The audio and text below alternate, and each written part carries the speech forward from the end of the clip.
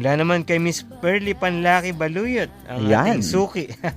Gandang hapon po, Ate Lou Medina, sa mga nakikita po natin. Okay naman po siya sa salita, kulang na lamang po sa gawa. Persepsyon ni Miss Pearly Baluyot, hindi po nagre-reflect ang palatuntunan ito. Sana po pag-ukulan ng panahon ang mga karapatan ng isang OFW na nakikipagsapalaran sa ibang bansa para lang kumita ng kaunting pera. Marami naman pong trabaho sa atin, ngunit di pa po sapat, lalo na sa aming may mga may asawa na at ina ng tahanan. Good luck din po sa magandang nasimulan ni President Noynoy. More action pa po. Okay naman po siya ngayon at sana marami pang magandang pagbabago makita at mapapatupad niya. Mula naman kay Mr. Edward Celeste Jr. Good evening, Ma'am Lou Medina. Kung sa bagay sound the same, Pinoy and Pinoy. Kaya siguro okay si Mr. President sa mga kapwa nating Pilipino.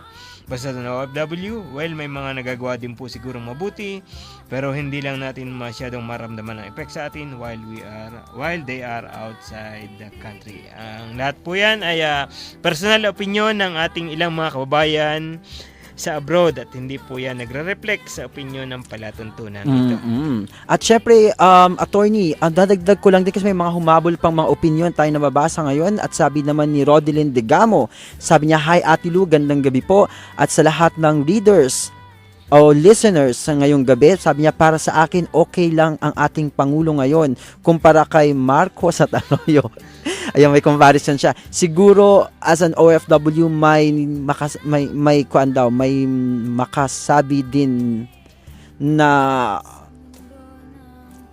din okay na si President Noy, sabi niya, lalo na't ngayong nagiging good ang ekonomiya sa atin kapalit naman ng pagliit ng perang dolyar ng OFW. Yun talaga yung necessary consequences, attorney, no? Pag gumaganda, lumalakas at tumataas ang value ng ating peso. Medyo, siyempre, naapektuhan din yung exchange rate. Correct. Kasi minsan, pag ako, kasi meron ako mga kaibigan at kapatid din sa ibang bansa, pag ako minsan nasa mga money changer, marinig mo, sana naman tumaas uli ang peso, ang dolyar ko.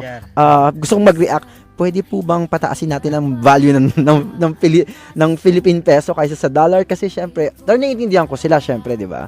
Syempre, naiintindihan nila, may pinanggagalingan pag mas mataas ang value ng dollar o real, kung ano man yung counterpart. Mas malaki o mas mataas ang kailang tatanggapin. Yeah, at ang huling salita ni Rodelyn Degamo, sabi niya, okay talaga ako kay President Pinoy ngayon at kung bakit, dahil nakita ko that he is doing his best.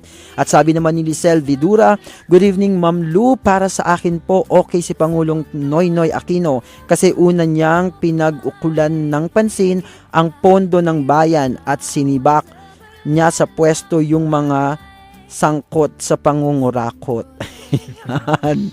Yan. Pero 'di ba, totoo naman attorney, kapag pag merong mga ganitong pangyayari sa Pilipinas, gumaganda ang credit image ng Pilipinas kasi mas konti na kukurakot sa mga pinapautang sa atin, yung mga tulong na binibigay sa Pilipinas. Tama ba? Yan. Lahat yan ay nag-uumpisa sa trust and confidence ng ating mga kababayan at pati na ang imahe ng Pilipinas sa ibang bansa. Yan. At one last dito, attorney, meron lang magandang comment dito si Shiku Jianghu. Feeling sana Pilipino siya, di ba?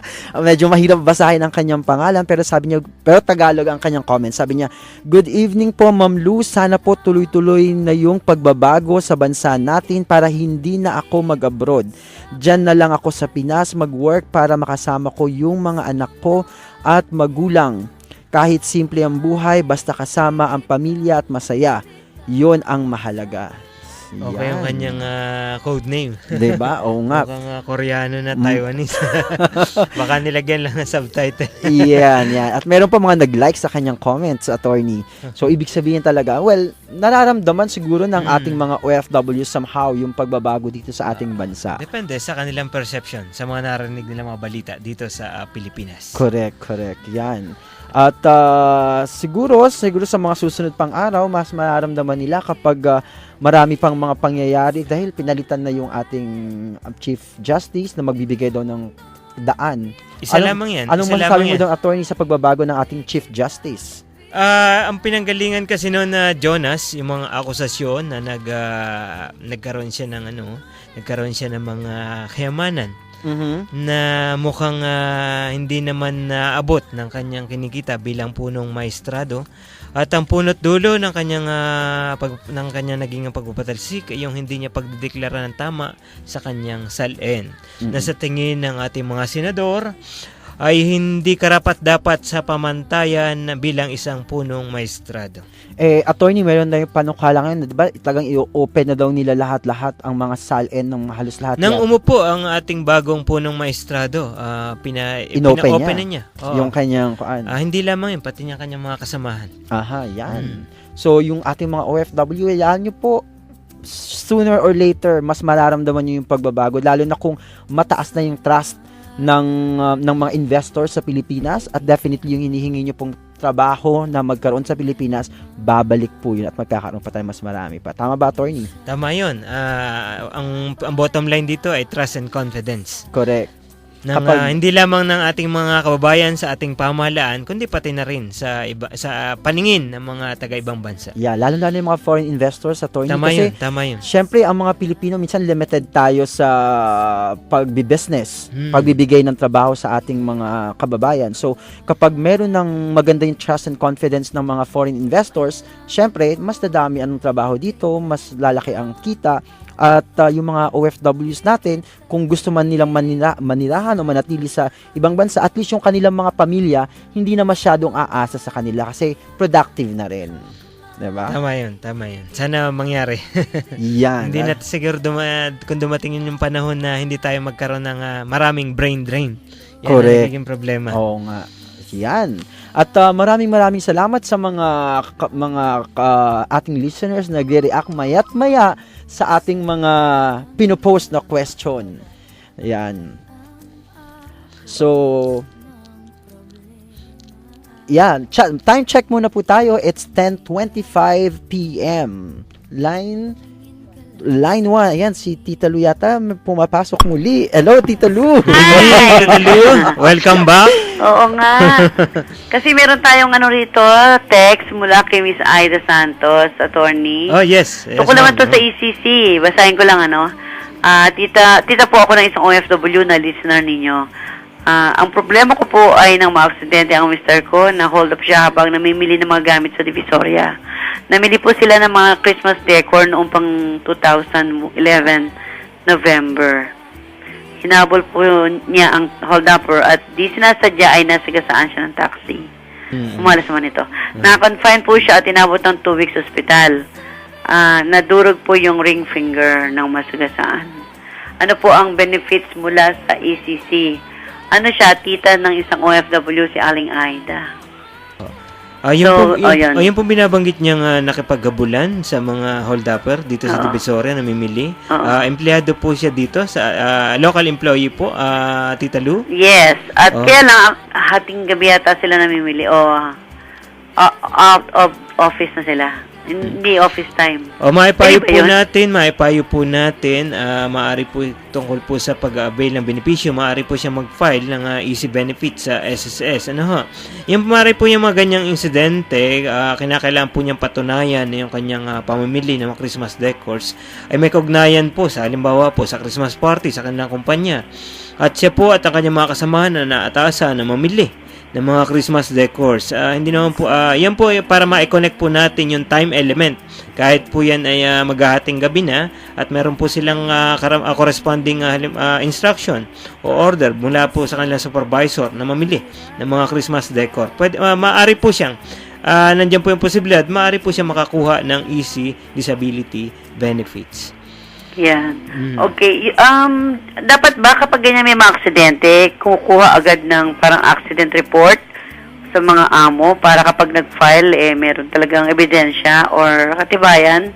Once po na malaman ng employer, yan po ay obligasyon nila na mag-submit sila ng accident report sa Social Security Kapag System. nag-file ng claim. Kapag po, hindi lamang po sa pagpapile, once na nagbigay po ng notice yung empleyado na na-aksidente po siya habang na ginagawa niya yung kanyang tungkulin. Obligasyon na po yan ng employer na mag-submit ng accident report sa Social Security System. Kahit na 1 year, almost mag-1 year na yung pangyayari, pwede pa rin mag-file. In terms po of prescriptive period, meron po tayong 3 years from the time of the incident. Opo. So, nangyari po yan 2011, tayo po ay 2012. So, pwede pa po. So, kung nangyaring hold up, kailangan meron siyang police report doon sa area, kukuha siya. Nga po ito ay isang insidente ng krimen, meron po siyang kinakailangan police report mula po sa presinto ng PNP na nakakasako po sa area yon. Naku, sa tagal baka hindi na siya matandaan. Alam niyo naman sa mga police station na mano-mano, pati yung blotter, ang gulo-gulo. Anyway, Jonas! Yes! Tito Lu, kumusta? Okay lang. Masakit nga rin yung ako na totally si Pearly. Ano po kaya? Dahil ng lamig ng panahon? Oo, hindi sa trabaho kasi meron kaming tindera. 21 years old na buntis. Ay, naku po. Bigla na buntis. So, nag-asawa na siya. Nabuntis ang boyfriend, umalis na. Pero alam mo, ano yun yung may magandang balita nga ito ko sa kasambahay, no? Hindi ko siya kasambahay kundi tindera. Pero yung mga kasambahay, nakakita ko yung kasambahay bill, malapit na maging batas. Yung para sa mga housemaid natin. Pero Yes, nagulat ako dun sa presyo ng monthly salary. 3,500 lang pala. 3,500. Ang baba pa rin nun. Kasi Oo ako nga. mas mataas ko magpasweldo dyan. Wala naman akong kasama sa bahay, kundi anak ko tsaka 3 aso. Yung iba nga, alam mo, hindi lang mga housemaid sa abroad ang inaabuso. Minsan mga kapwa Pilipino, inaabuso yung mga housemaid nila. Hindi sila masyado nakakatulog. Tapos, ang dami-dami pinapalaba. Katerba. Tapos, ang dami kasama sa bahay, nag-aalaga na ng bata, naglilinis, nagluluto. Dati ang tawag nila katulong. Minsan kapag sabi katulong, ina-assist ka lang, yung employer, yung amo. Ngayon sila na lahat ang gumagawa, di ba? All around na po ang dating. Oo, tapos ang sweldo, 3,500 lang. Kaya yung kasambahay bill na yan, maliit pa rin ang sweldo na yon. Ganito po yan, Tita Lu, para po sa karagdagang kalaman ng ating mga tagapakinig, para po sa mga nagtatrabaho bilang kasambahay dito sa ating bansa. Yan po ay naipasa sa Senate ng pang 1 taon at naipasa po yan sa House nitong mga nakaraang linggo lamang. Base po sa ating umiiral na proseso, kung magkaiba pong version, magkakaroon po ng tinatawag na bicameral conference committee ang both houses.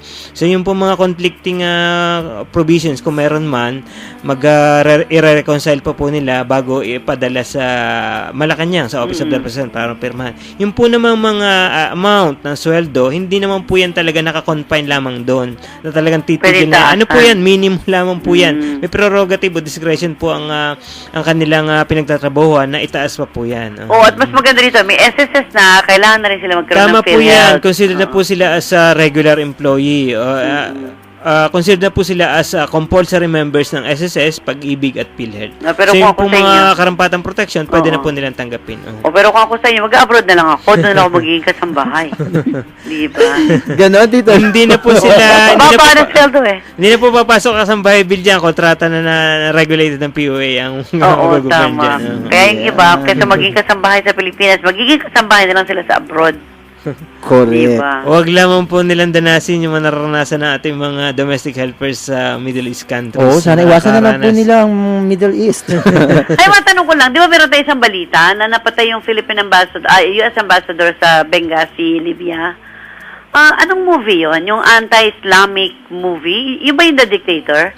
Hindi po, Tita Lu. Parang ano lang po yan. Lumalabas po sa mga news na parang short film na kung saan pinortray po doon ang kanilang prophet na parang katatawanan. So, alam po nyo, sa reliyong Islam, desecration po yan ng kanilang medyo sensitive po dyan ang mga kapatid nating mga Muslim. Opo. Akala ko yung The Dictator kasi gusto ko sarang panoorin yung biglang nawala sa movie house. Matagal na po yun. Matagal na po yun. Napasali pa nga po yun sa Berlin Film Festival o Venice o Cannes. Updated si Attorney. Attorney, pakibanggit na lang yung phone number ng Employees Compensation Commission para sa problema ni Aling Aida. Baka kung makakapasyal po siya at kung gusto po niyang manghingi ng iba po mga detalye, kung gusto po niyang pumunta ng personal, ang aming pong address sa 355 Senator Hill Puyat Avenue, sa telepono naman po 899-4251 local 220. At kung makakapag-access po siya sa email, pwede po niyang gamitin, i-access ang ecc.appeals@gmail.com. Opo. Okay, nga pala, yung publisher natin, Jonas, nasa Pilipinas, si Miss Nene ho. Ayan, Tita Oo. Nene, magkita-kita tayo. Oo, pakilala natin si Tony Jonathan kasi pwede siya Yes. magsulat doon. Pwede na rin siya maging columnist sa ating The Sa Migrants Taiwan. kasi kailangan nila ng mga ganyang matatalinong contributors. At dun may sa ating- puso para sa OFW, Tita Lu. Oo Yun nga. ang pinaka-importante. All around na siya. At syempre, Tita Lu, lagpas na tayo ng 10:30. Alam mo ba? Pwede po pong sports at showbiz, samahan. Oo nga eh. May Galing love naman. counseling pa, marriage counseling. So, pwede na pala akong dalas-dalasan ng absent. Okay, magpapaalam na tayo. Maraming salamat po sa ating mga sponsors, ang Employees Compensation Commission, syempre, ang OWA, Overseas Workers Welfare Administration, ang SSS, OFW, believe kami sa inyo, at ng PhilHealth. Attorney, maraming salamat. Tita Lu, pagaling po kayo dyan. Oo, salamat. Jonas, Yan, have a nice weekend. Salamat po, Tita Lu. Pagaling po kayo at maraming salamat po sa lahat ng sumusubaybay sa atin. At kung wala kayong time makinig sa live, bisitahin nyo lang po ang website natin, www.gabay.ofwinternational.com, at click nyo ang archive broadcast. So, happy weekend po. Si Jonas Rivera po at si Attorney Jonathan Villasoto. Muli nagsasabing good night. Sa paglakbay dito sa mundo walang katiyakan, hawak kamay. You've just heard ang Gabay ng OFW International with Tita Lu Medina. Abangan ulit sa Sabado, 9:30 to 10:30 ng gabi. Gabay ng OFW International with Tita Lu Medina.